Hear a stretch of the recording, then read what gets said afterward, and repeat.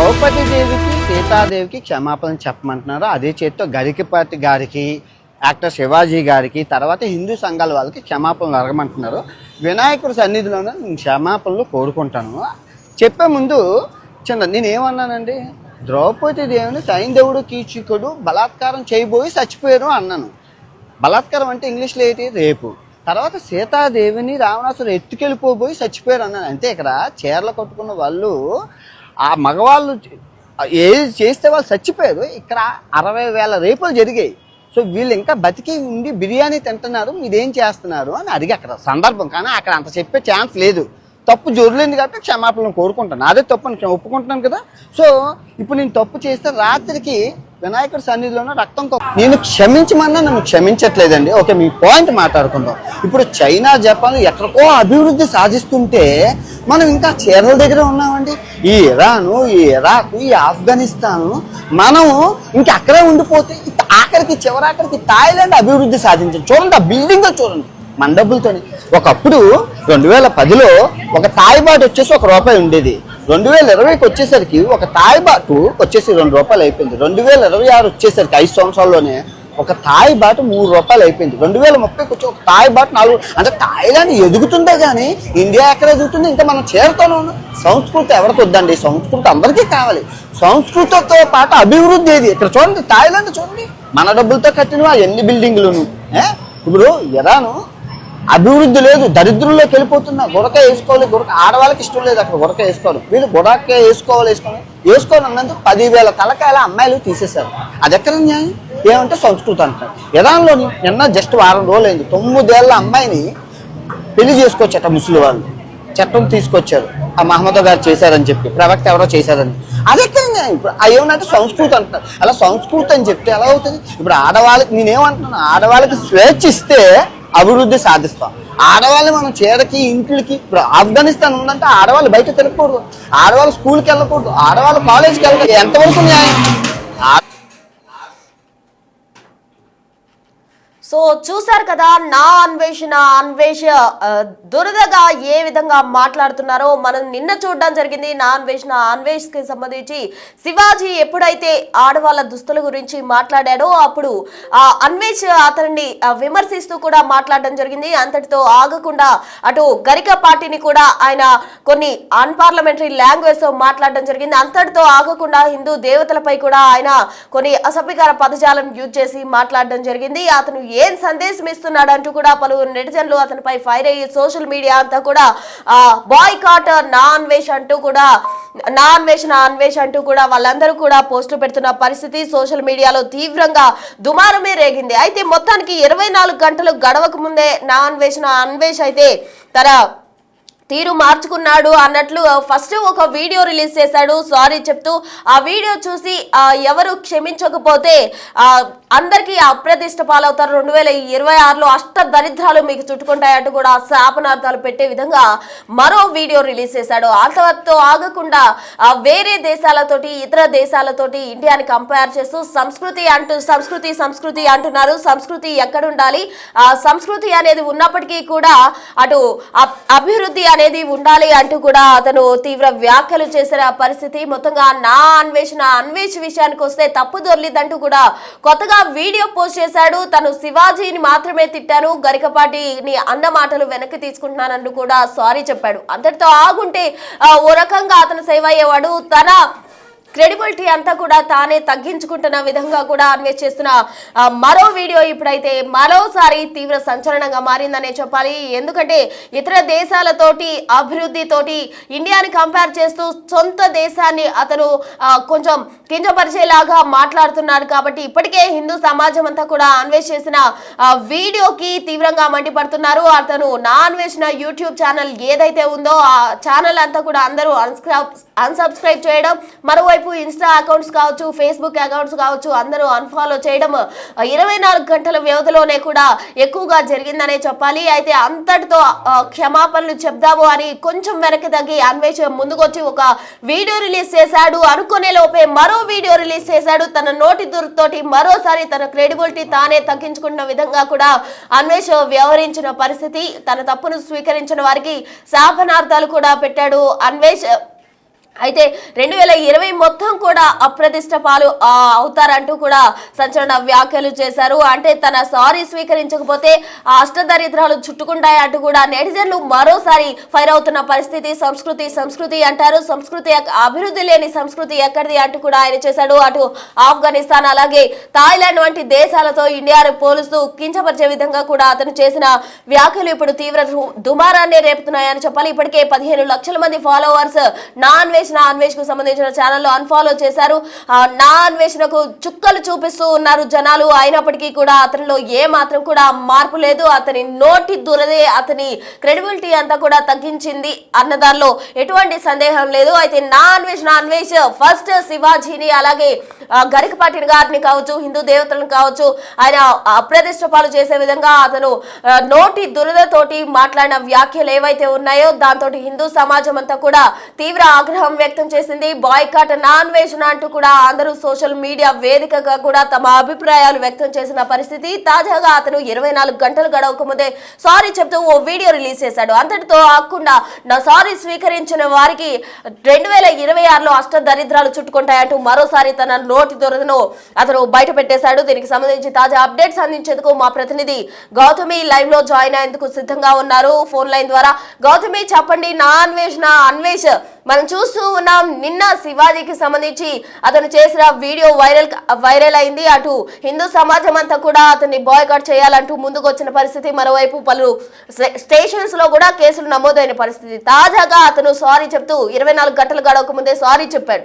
అంతటితో కాకుండా మరో వీడియో రిలీజ్ చేశాడు. ఇతర దేశాలతోటి ఇండియాని కంపేర్ చేస్తూ కూడా అతను తన నోటి మరోసారి ప్రూవ్ చేసుకున్నాడని చెప్పాలి. అసలు ఏంటి నా అన్వేష్ పై అసలు ఎటువంటి యాక్షన్ ఉండే అవకాశం ఉందంటారు?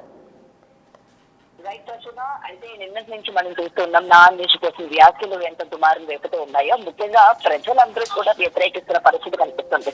సో అతను ఎన్ని మాటలు మాట్లాడినా లేకపోతే ఎన్ని బూతులు మాట్లాడినా ఎలాంటి వీడియోలు చేసినా అతనికి ఏ రోజు కూడా ఎవరు వ్యతిరేకించకపోవడమే ఈ రోజు ఇంతవరకు దారి తీసిందని కూడా చెప్పాలి. ఎందుకంటే ముఖ్యంగా హిందూ దేవుళ్ళ గురించి, హిందూ సాంప్రదాయాల గురించి, ముఖ్యంగా గరికపాటి గారి గురించి, శివాజీ గురించి చేసిన వ్యాఖ్యలు ఏవైతే ఉన్నాయో నిజంగా చాలా అభ్యంతరకరంగా ఉన్నాయి.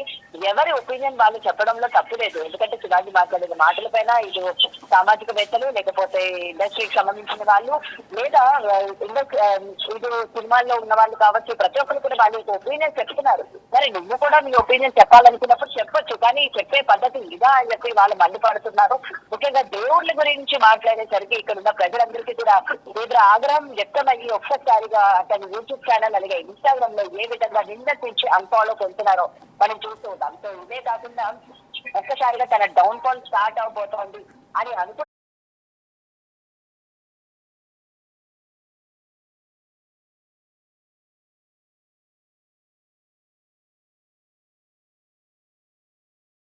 అయ్యో నేను అనరాని మాటలు ఏమైనా అన్నానా అని చెప్పి తను సారీ చెప్పినట్టు మనకి అక్కడ క్లియర్ గా కనిపిస్తుంది. ఎందుకంటే ఎవరైతే నా సారీ యాక్సెప్ట్ చేయరో వాళ్ళు రక్షణ కట్టుకొని చనిపోతారు, లేకపోతే ఇలాంటి శాపనార్థాలు పెట్టడం మరొకసారి అతనిలోని ఉన్న ఆ శారీరం కావచ్చు, లేకపోతే తనకి అన్ఫాలో కొడుతున్న వాళ్ళ మీద ఉన్న కోపం కావచ్చు అని మనకి క్లియర్ గా స్పష్టమవుతుంది. అంతేగాని మన సాంప్రదాయాల గురించి ఆయన మాట్లాడిన మాటలు తప్పని కానీ లేకపోతే ఆయన సారీ చెప్పడానికి నేను సిద్ధంగా ఉన్నాను, నేను అనుకోని స్థితిలో మాట్లాడాల్సి వచ్చింది, నాకు దేవుళ్ళని ఉద్దేశించి అనాలని కాదు అని చెప్పి అంటే అతను చెప్పిన సారీ ఎక్కడ కూడా యాక్సెప్టబుల్ గా లేదు.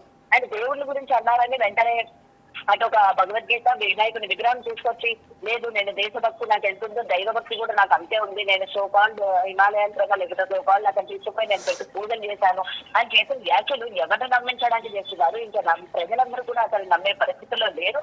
అతను ఎన్ని చెప్పినా ఎన్ని క్షమాపణ చెప్పినా ఆ ప్రతి ఒక్కరు కూడా నిన్ను అన్ఫాలో కొడితేనే నీకు తగిన బుద్ధ మహిళా కమిషన్ కావచ్చు, లేకపోతే డిపార్ట్మెంట్ కావచ్చు, వీళ్ళందరూ కూడా తనని ఇండియా రప్పించండి, తగిన యాక్షన్స్ కూడా తీసుకోండి అని చెప్పి తీవ్రంగా మండిపడుతున్న పరిస్థితి కనిపిస్తుంది. ఎందుకంటే ఇవాళ యాక్షన్ కానీ తీసుకున్నట్లయితే ఇవాళ ఇది నా అన్వేషే కాకుండా రేపు పొద్దున వేరొకరు మాట్లాడుకుంటాం ఉండే పరిస్థితి కూడా ఉంటది ప్రశ్న. Okay Gautami, thank you. So చూస్తున్నా మొత్తంగా కూడా నా అన్వేష్ కు సంబంధించి మొత్తం కూడా ఫాలోవర్స్ పడిపోతున్నారు. 24 గంటల్లోనే 15 లక్షల మంది కూడా ఫాలోవర్స్ అన్ఫాలో చేసిన పరిస్థితి. తన నోటి దూరదే తన క్రెడిబిలిటీకి దిగజార్చిందనే చెప్పుకోవాలి. క్రెడిబిలిటీ అంతా కూడా పడిపోయిందనే చెప్పాలి. దీంతో క్షమాపణలు కోరుతూ నా అన్వేష్ మరో వీడియో రిలీజ్ చేశాడు. అంతటితో ఆకుండా థాయిలాండ్ చూడండి, ఇంకా ఆఫ్ఘనిస్తాన్ లో చూడండి అంటూ కూడా అతను వేరే దేశాలతోటి ఇండియాను కంపేర్ చేస్తూ కూడా వస్తూ ఉన్నాడు. తప్పు దొర్లిదంటూ కొత్తగా వీడియో పోస్ట్ చేశాడు నా అన్వేష్. అయితే మరి ప్రజలు దాన్ని స్వీకరించాలి. స్వీకరించకపోతే ఏ విధంగా అతను 2026లో అష్ట దరిద్రాలు చుట్టుకుంటాయంటూ కూడా అతను చేసిన వ్యాఖ్యలు ఇప్పుడు సంచలనంగా మారాయని చెప్పాలి. తన మాటలతోటి, తన నోటి వ్యాఖ్యలతోటి నిత్యం కూడా సోషల్ మీడియాలో విమర్శలకు గురవుతూ ఉన్నాడు నా అన్వేష్. మరి ఇప్పుడు చేసిన ఈ వీడియోకు సంబంధించి నెటిజన్లు ఏ విధంగా రియాక్ట్ అవుతారు? అతనిపై ఇప్పటికే నిన్న చేసిన వ్యాఖ్యలకు సంబంధించి కూడా పలు స్టేషన్స్ లో కేసులు పెట్టడం జరిగింది. మరి ఇప్పుడు దేశాన్ని వేరే ఇతర దేశాలతో కంపేర్ చేస్తూ మాట్లాడడమే కాదు, 2026లో తన సారీ యాక్సెప్ట్ చేయని వాళ్ళకి అష్ట దరిద్రాలు చుట్టుకుంటాయంటూ కూడా చేసిన వ్యాఖ్యలను నెటిజన్స్ ఏ విధంగా తీసుకుంటారు అండ్ తదుపరి యాక్షన్ ఎలా ఉంటుంది, పరిణామాలు ఏ విధంగా ఉండబోతున్నాయి అనేది వేచి చూడాలి.